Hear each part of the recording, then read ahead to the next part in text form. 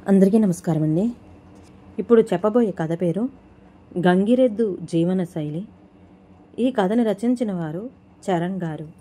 ఇక కథలోకి వెళ్ళిపోతే, రేపు నేను సింహాచలం కొండకు వెళదామనుకుంటున్నాను అన్నాడు మధుసూదన. మీరొక్కరేనా అంది రాజు. ఒక్కడినే వెళ్ళి ప్రార్థించిన ఆ దేవుడు మన బాధలు తొలగిస్తాడనే నమ్మకం నాకు లేదు. విశ్వనాథం తోడు కోసం రమ్మన్నాడు, అందుకే వెళుతున్నాను అని చెప్పాడు కుక్కిన నులిక మంచం మీద దుప్పటిని సరిగ్గా సర్దుతూ. పోనీలేండి, అలాగైనా ఆ భగవంతుణ్ణి చూడగలుగుతున్నారు. పరమాత్ముణ్ణి దర్శించుకోవడానికైనా పాపం పూర్తిగా తొలగాలంటారు. ఇన్నాళ్లకు కనీసం ఇలాంటి అవకాశం కలిగించిన ఆ భగవంతుడు ఇప్పటికైనా మన కష్టాలు గట్టెక్కిస్తాడేమో అంటూ బేలగా అంటున్న రాజ్యం వైపు జాలిగా చూశాడు మధుసూదనం. మసక దీపపు వెలుగులో మసిపట్టిన పసిడి బొమ్మలా లేదు రాజ్యం. కాలం దారిద్ర్యం అనే విషకోరలతో కసిగా కాటేశాక పొగచూరిన మట్టి పెంకుటిల్లు లాంటి మొహంతో, చీరకట్టు వలను చెదిరిన తల వలను ఇక్కడొక ప్రాణి తన 30 ఏళ్ల దారిద్ర్య జీవితంలో తోడుగా ఉండటానికి ఓ 5-6 ఏళ్ల నుండి అర్ధాంగి అయిన రాజ్యం స్వయాన తన అక్క కూతురి తాగుబోతు తండ్రికి తనకంటే మెరుగైన అల్లుడు దొరకడను, సరైన పనీపాట తనకు లేకపోయినా తను తప్పితే తనకు ఇంకా మాంగళ్య యోగమే రాజ్యం అనుకోవడమో జరిగి ఉండదని ఊరి మధ్య గుడిలో ఉరితాడు లాంటి పసుపు తాడును తన మెడలో వేయించుకుని జీవితాంతం దారిద్ర్య శోధనకు గురై ఆ కుటుంబంలో దేవస్థానాలకు యాత్రలు చేయడం అంటే ఆశ్చర్యమే. మరి దేవుడి దగ్గరకు వెళ్ళాలంటే శుచిగా వెళ్ళాలంటారు. రేపు ఉదయాన్నే ఇల్లు కడుగుతాను. ఇంత ఆవు పేడ తెచ్చి కళ్ళాపి జల్లాలి. మీరు లేచేటప్పటికి వేడి నీరు మరగబెడతాను. శుభ్రంగా తలకు స్నానం చేసి బయలుదేరండి. ఉండండి, శ్యామల గారిని ఇప్పుడే కొద్దిగా ముగ్గు పిండి అడుగుతాను. అంత ఉదయాన్నే వాళ్ళు లేవరు అంటూ అప్పటికప్పుడే రాజ్యం ముగ్గుపిండి కోసం బయటకు పరుగు తీసింది. ఆమె కళ్ళల్లో ఆ కృష్ణ భగవానుడు కుచేలునికి అష్టైశ్వర్యాలు సమకూర్చినట్టే తమ దారిద్ర్యాన్ని కూడా టపీమని ఎగరగొట్టేస్తాడనే ఆశ. నిస్సహాయంగా మంచం మీద మేనువాల్చాడు మధుసూదనం. తడిసిన మధుసూదనం తలను పొడిగుడ్డతో తుడుస్తూ, చిన్నప్పుడెప్పుడో నేను పనిచేసిన ఇంటి వాళ్ళు తీసుకువెళితే సింహాచలం వెళ్ళాను. అప్పటికి నాకు 12 ఏళ్ళు ఉంటాయేమో. అబ్బా, ఎంత చక్కగా ఉంటుందో ఆ గుడి. రాతి గుర్రాలు, కళ్యాణ మండపాలు, విష్ణుమూర్తి అవతారాలు చూడటానికి 2 కళ్ళు చాలు. 1000 మెట్ల వెలుపును చూడాలంటే వెనుకటి జన్మలో ఎంతో పుణ్యం చేసుకోవాలని అమ్మగారు చెప్పేవారు అంటూ రకరకాలుగా ఏవేవో సింహాచలం విషయాలు చెబుతూ ఒకటే నస పెడుతోంది రాజ్యం. ఓపికగా వింటున్నాడు మధుసూదనం. నేను చూసే నాటికి ఒక వారం రోజుల ముందే చందనోత్సవం జరిగిందట. చాలా కొంచెమే స్వామివారికి చందనం పూశారు. సంవత్సరం పూర్తయ్యే నాటికి 3-4 గడుగుల చందన పూస్తారట. ఎంత చందనం నూరుతారో ఆ తండ్రికి అంది భక్తి పార్వస్యంతో కళ్ళు మూసుకుంటూ. మధుసూదనం ఏం మాట్లాడకుండా తన బట్టలు మార్చుకోవడానికి నిమగ్నమయ్యాడు. పూర్తిగా తాను తయారై బయలుదేరుతుండగా రాజ్యం అమ్మవారి పసుపు కుంకుమలు స్వామివారికి గత సంవత్సర కాలంగా అలది తరువాత తొలగించిన చందనము అమ్ముతారు, అవి మర్చిపోకుండా తీసుకురండి. అలాగే స్వామివారి ప్రసాదం కూడాను ఎంతో బాగుంటుంది. 4-5 కాశీ తాళ్ళు తెచ్చుకుంటే మంచిది. సింహాచలం సంపెంగ పూలకి ప్రసిద్ధి. నేను చెప్పకపోయినా అవి మీరెలాగూ తీసుకువస్తారనుకోండి అంటున్న ఆమె మాటలు చాలా చిరాకు అనిపించాయి మధుసూదానికి. రాజ్యం, నేను వెళుతున్నది కేవలం విశ్వనాథం తోడు కోసమే. చేతిలో ఒక 100 రూపాయలు కూడా లేని నాకు నువ్వు చెప్పకనే ఇన్ని సామాన్లు తెమ్మంటే ఎలా తెచ్చేది? వాడు మరి ఈరోజు మధ్యాహ్నమే ఈ విషయం చెప్పడంతో ఎక్కడైనా అప్పు అడగటానికైనా అట్టే సమయం లేకపోయింది అన్నాడు. పోనీ మీ విశ్వనాథాన్నే అడగరాదు అంది రాజ్యం స్త్రీ సహజమైన కోరికతో. ఎక్కడి సింహాచలం, ఎక్కడి శ్రీకాకుళం, ఈ మారుమూల పల్లెటూరు నుండి బస్సు ఛార్జీలు అవి కట్టి నన్ను తీసుకువెళ్ళడమే ఒక పెద్ద ఖర్చు. ఇది కాక మళ్ళీ ఆయన్నే అప్పు అడగటం ఏం బాగుంటుంది అన్నాడు మధుసూదనం. జవాబు చెప్పలేని ఆ ప్రశ్నకు మౌనం వహించింది గంభీరమైన నిశ్శబ్దం. మనసు ఛిద్రం చేస్తున్న సంఘర్షణకు అలవాటు పడిన పేద హృదయాలు ఒకరికేసి ఒకరుగా బేలగా చూసుకుండు అంతే, అంతకంటే చేసేదేమీ ఉండదు. మరి అలా క్షణం గడిచాక రాజ్యం తన చీర కొంగులో ముడివేసిన 100 రూపాయల నోటొకటి భద్రంగా బయటకు తీస్తూ, పోనీలేండి, ప్రాప్తం లేనప్పుడు మనం మాత్రం ఏం చేస్తాం? నాకు అలాంటి అదృష్టమే లేదనుకుంటాను. ఈ 100 రూపాయలతో మీకు వీలైతే ఏదైనా పట్టరండి అంటూ భర్త చేతిలో పెట్టింది రాజ్యం. అలాగేనంటూ బయటపడ్డాడు మధుసూదనం. బస్సు దిగిన విశ్వనాథం కొండపైకి వెళ్ళడానికి సిద్ధంగా ఉన్న మరో బస్సును చిరాగ్గా చూస్తూ, మళ్ళా కొండపైకి వెళ్ళాలంటే బస్సు టికెట్టు కొనాలి కాబోలు, డబ్బులన్నీ బస్సు ఛార్జీలకే అయిపోతున్నాయి అన్నాడు మొహం ఇబ్బందిగా పెడుతూ. మరొక్కసారి ఉలిక్కిపడ్డాడు మధుసూదనం. దారి ఖర్చులు, ప్రయాణ రుసుముల కోసం విశ్వనాథం ఒక్కటే ఆందోళన పడటాన్ని గమనిస్తూనే ఉన్నాడు మధుసూదనం. ఎంతో కాదు, కొండ మీదకి బస్సు టికెట్ 10 రూపాయలే చెప్పాడు మధుసూదనం. ఎంత అయితే ఏమిటి, తప్పనిసరి తద్దినం నడిచాడు విశ్వనాథం. క్యూలో ముందు నిలుచున్న మధుసూదనం బస్సు టికెట్లను 2 తీసుకున్నాడు. తన దగ్గర ఉన్న ఏకైక 100 నోటును ఛిద్రం చేస్తూ వద్దొద్దంటూనే ఊరుకున్నాడు విశ్వనాథం. బస్సు నగరాల కాలుష్యాన్ని వదిలిపెట్టిన మాలిన్యాన్ని దీనంగా మోసుకెడుతున్నట్టుగా తోచింది మధుసూదనానికి. బస్సులో ఇప్పటి వరకు అయిన ఖర్చుల వివరాలు ఏకరవు పెడుతున్నాడు విశ్వనాథం. అనాసక్తంగానైనా వింటున్నాడు మధుసూదనం. ఇద్దరూ కొండ మీద బస్సు దిగారు. సింహాచలం దేవస్థానం, చరిత్ర ప్రసిద్ధమైన చందనస్వామి జన్మస్థలం, పురూర్వ చక్రవర్తి పుట్టుకను తరపింపచేసిన పుణ్యస్థలం. అవ్యక్తమైన పూజ్యభావం అంకురించింది మధుసూదనానికి. భక్తిభావంతో ఆ భగవంతుణ్ణి తలుచుకొని అరక్షణం కళ్ళు మూసుకున్నాడు మధుసూదనం.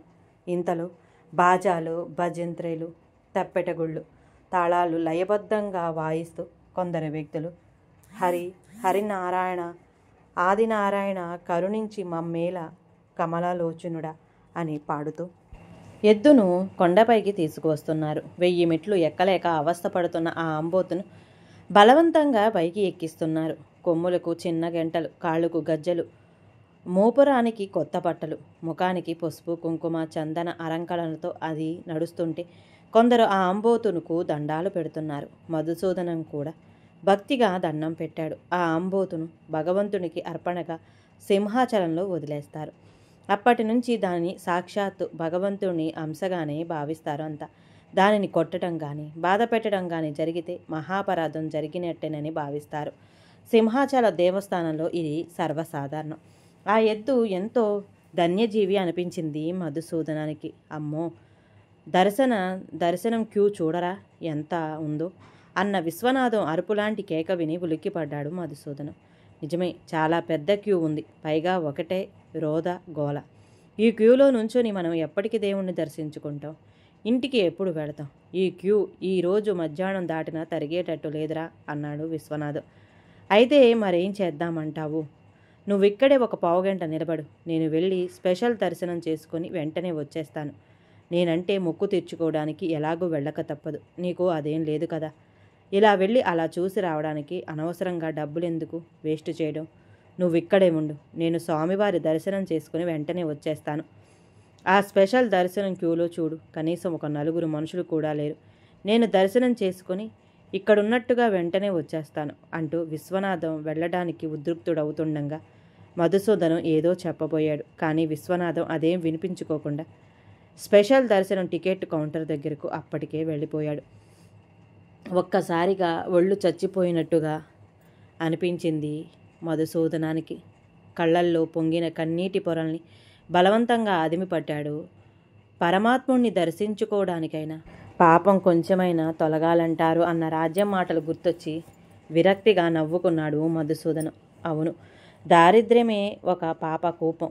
అందులో ఉండేవాడు పాపాత్ముడు కాక పుణ్యాత్ముడు ఎలా కాగలడు? ఏ భగవంతుడు మాత్రం వాడిని సింహాచల పర్వత అగాధంలో తన నిలువున కృంగిపోతున్న అవమానభారమైన అనుభూతితో పిచ్చిపట్టిన వాడిలా అటూ ఇటూ తిరగసాగాడు మధుసూదనం. ఇంటికెళ్ళాక రాజ్యం ఏమిటేమిటో ప్రశ్నిస్తుంది. తను దైవ దర్శనం చేసుకోలేదని తెలిస్తే ఎంతో బాధపడిపోతుంది. తనకు ఇక్కడ జరిగిన అవమానం చెప్పకుండా భగవంతుణ్ణి దర్శించుకున్నానని అబద్ధం చెప్పేయాలి. తనకు జరిగిన పరాభవం భార్యకు చెప్పాలనిపించలేదు మధుసూదనానికి. అలా ఆలోచనలతో అతను కొంచెంసేపు అటూ ఇటూ తిరుగుతూ కొంతసేపు గడిపాక విశ్వనాథం దైవ దర్శనం చేసుకుని వచ్చేశాడు. చూసావా, అరగంటలో వచ్చేశాను. అదే ఆ క్యూలో ఉంటే ఇక్కడే ఉండేవాళ్ళం తెలుసా అన్నాడు. సమాధానంగా నవ్వి ఊరుకున్నాడు మధుసూదనం. ఇద్దరూ మౌనంగా నడవసాగారు. ఇంట్లో అడుగు పెట్టిన వెంటనే మధుసూదనం చేతిలో ఉన్న పాలిథిన్ బ్యాగును భక్తి ప్రవత్తులతో అందుకుంది రాజ్యం. స్వామివారి ప్రసాదం కదూ, అందుకే మంచి వాసన వస్తుంది అంటూ కళ్ళకద్దుకుంది. ఆ కొబ్బరికాయ రాజ్యం ఇచ్చిన డబ్బులతో తమ లడ్డూ లాంటి తీపి పదార్థాల్లో బజార్లో కొన్నవి. చాలా వేగంగా వచ్చేశారు. రాత్రి వేళ్ల వరకు కానీ రాననుకున్నాను అంది రాజ్యం. ఏముంది, బస్సులో వెళ్ళి దర్శనం చేసుకుని నేరుగా ఇంటికి వచ్చేసాం. అట్టే ఎక్కడికి తిరగలేదు. విశ్వనాథానికి ఏదో పనుందట. ముక్తసరిగా సమాధానం చెప్పాడు మధుసూదనం. కాశీతాళ్ళు తేలేదు అందామె నిష్ఠూరంగా సంచిలోకి చూస్తూ. అవును, మర్చిపోయాను అన్నట్లు తినడానికి ఏమైనా ఉందా రాజ్యం అని అడిగాడు మధుసూదనం. ఏముంది, కొండకెళ్ళి వచ్చిన వారు నీచు మాంసాహారం తినకూడదు కదా. శ్యామల వాళ్ళింట్లో చేపల పులుసు ఉంటే నేను అక్కడే 2 మెతుకులు తినేశాను. మీకోసం మినపపిండితో 2 అట్లు పోశాను. వాటిని తనకు పెట్టేయమని చంటాడు. ఒకటే పోరు పెట్టాడు. ఒకటిచ్చి వాడిని పడుకోబెట్టాను. ఏం, వాడికి ఒకటైనా పెట్టేయాల్సింది కదా నిర్లిప్తగా అన్నాడు మధుసూదనం. అరిచినంత పనిచేసింది రాజ్యం. అయ్యో, మేము ఎంగిలి చేసి మిగతావి మీకు సాక్షాత్తు ఆ భగవంతుని లానే చూడాలంటారు అంది. అంత బాధలోనూ నవ్వు వచ్చింది మధుసూదనానికి. తాను కొండ మీద చూసిన ఆంబోతో అప్రయత్నంగా అతనికి గుర్తొచ్చింది. రాజ్యం కొండ మీదకు తీసుకువెళ్ళిన గంగిరెద్దును ఏం చేస్తారు అడిగాడు మధు. ఏం చేస్తారు? స్వామివారి పేరున కొండ మీదనే వదిలేస్తారు. అక్కడి నుండి దేవస్థానం వారి వద్ద కొనుక్కొని గంగిరెడ్లు వాళ్ళు తీసుకువస్తారు. స్వామివారి సన్నిధి నుండి వచ్చిన గంగిరెద్దు సాక్షాత్తు భగవంతుని స్వరూపం కనుక ఇంటి ముందుకు వచ్చిందంటే శుభసూచకంగా మనం భావిస్తాం. కానీ ఆ గంగిరెద్దును కనీసం ఆ భగవంతుడి ద్వారం దగ్గరకైనా వెళ్ళదని నీకు తెలుసా అని అడిగాడు మధుసూదనం. అంటే గంగిరెద్దు కదా, సాక్షాత్తు మూల విరాట్ను చూడటం సాధ్యపడదు నిర్లిప్తగా చెప్పాడు మధుసూదనం. ఆ రోజు రాత్రి మీరు సింహాచలం నుండి వచ్చేటప్పుడు సంపెంగ పూలు తీసుకువస్తారనుకున్నాను. సింహాచలం సంపెంగలు చాలా మంచి వాసన తెలిసి కూడా మర్చిపోయారా? నిష్ఠూరంగా అడిగింది రాజ్యం. నాకు గుర్తు ఉంది. అయినా భగవంతుని గుడి నుండి వచ్చేటప్పుడు పాపపు ఆలోచనలతో వాటిని మోసుకురావడం ఎందుకు? రాత్రి వేళకు అవి వాడిపోతాయి కదా. అయినా వాటిని తీసుకొద్దామనుకున్నాను కానీ సాధ్యపడలేదు. ఏదో అతకని అబద్ధాన్ని చాలా అస్తవ్యస్తంగా చెప్పాడు మధుసూదన. అవును, నాకంతా తెలుసు అంది రాజ్యం. ఏమిటి? ఉలిక్కిపడి అడిగాడు అతను. 4 గంటలకు మన ఊరి రామాలయం మొదట్లో మీరు కొబ్బరికాయ కొట్టడం మన ఎదురింటి విశాలాక్షి చూసి నాకు ఈ సాయంత్రమే చెప్పింది. నా తృప్తి కోసం ప్రసాదం అంటూ ఏదో తెచ్చారని సరిపెట్టుకున్నాను. అన్నట్టు మీరు సింహాచలం వెళ్ళలేదు కదూ? సూటిగా అతని కళ్ళల్లోకి చూస్తూ అడిగింది రాజ్యం. వెళ్ళాను. మరి దర్శనం మాత్రం చేసుకోలేదు. ఏం? గంగిరెద్దు ఆలయం వరకే వెళుతుంది రాజ్యం. చేసుకుంటారు. గంగిరెద్దును బయటనే ఉంచేస్తారు. అలా చెబుతున్న అతని స్వరంలో సన్నటి దుఃఖపు జీరను ఆమె గుర్తించకపోలేదు. ఆమెకు విషయం అర్థమైంది. గుండెల్ని పేదరికం బలవంతంగా తొలిచేస్తున్న అతని అంతరంగాన్ని ఆమె అర్థం చేసుకోగలదు. అసలు అలాంటి భయంకర చేదు అనుభవాలు వారికి అలవాటే. అందుకే మరీ రెట్టించలేదు. కాసేపు అయ్యాక మధుసూదనం చెప్పాడు. ఉదయం కాస్త వేగంగా లేపు రాజ్యం. విశ్వనాథం వారి తోటలో పళ్ళు దింపిస్తున్నారట, రమ్మన్నాడు. వెళితే ఒక 100-50 దొరుకుతాయి. అవమానించిన వాడితో మళ్ళా ఎందుకు వెళతావు అని అడగాలని ఉన్న తమలాంటి గంగిరెద్దు జీవనశైలి అంతే అని అర్థం చేసుకున్నామే అలాగే అన్నట్టు తల ఊపింది. ఈ కథ కనుక నచ్చితే ప్లీజ్ అండి లైక్ చేయండి. అలాగే ఛానల్ని సబ్స్క్రైబ్ చేసుకోవటం మాత్రం మర్చిపోమాకండి. మీ విలువైన అభిప్రాయాన్ని కామెంట్ బాక్స్లో కామెంట్ చేయండి. అందరికీ ధన్యవాదాలండి.